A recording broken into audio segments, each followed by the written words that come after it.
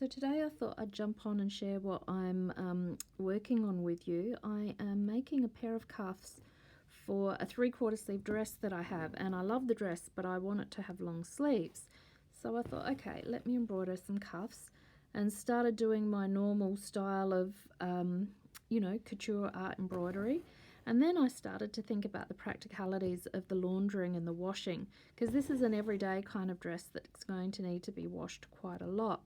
So the first thing I thought about was these little laser cut elements that I use, normally fray. So generally I use them on a hat or a scarf, where it doesn't matter about a little bit of fraying. In fact, it adds to it.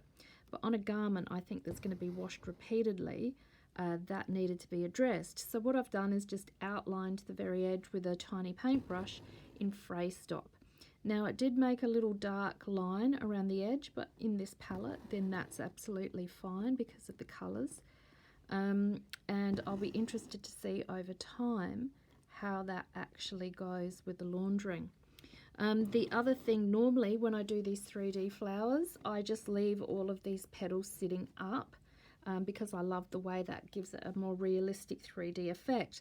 But at the moment I'm just going around and tacking them down, because cuffs especially need to be really, really practical in the type of embellishment that you put on them, especially towards the back. So when I was doing my design, I've made sure that the most dimensional pieces are here in the middle, and that as they go around towards the back seam, that the embroidery is flatter and a little bit more practical and less embellished, because there's not much point in putting a lot of work into those areas when they won't be seen.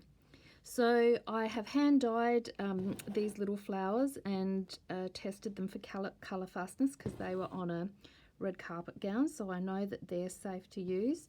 These beads here are Mayuki Japanese, so I know that they are colour fast. Not all beads are, so you need to do a little test swatch if you're going to use beads that you haven't used before and you don't know if they're colour fast or not. Many beads are not, especially if they've come out of India or China, so you want to be a little bit careful with that.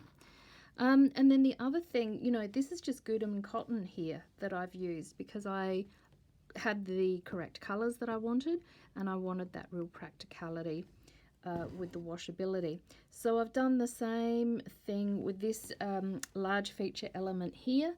And then I guess the other thing that I have had to do is control my normal tendencies. I love using these stones in my work, and normally I would put bullion wire around this stone, but as you can see, it's quite proud. It's a good 4 mils high. So I have not put a lot of those through as I normally would. I've used one on each of these features, and this is a central feature. So lots of just little things you need to think about when you're working on a garment. If it's a red carpet gown or a prom dress or a wedding dress, no problem, it's a one-off thing. But if you're wanting to do work on a dress that's going to be worn a lot and washed a lot, you really do have to check all of those boxes that you don't have to do in some of the other embroidered pieces that I create. So I hope that was helpful. Let me know in the comments if you've got questions. I'm happy to answer them.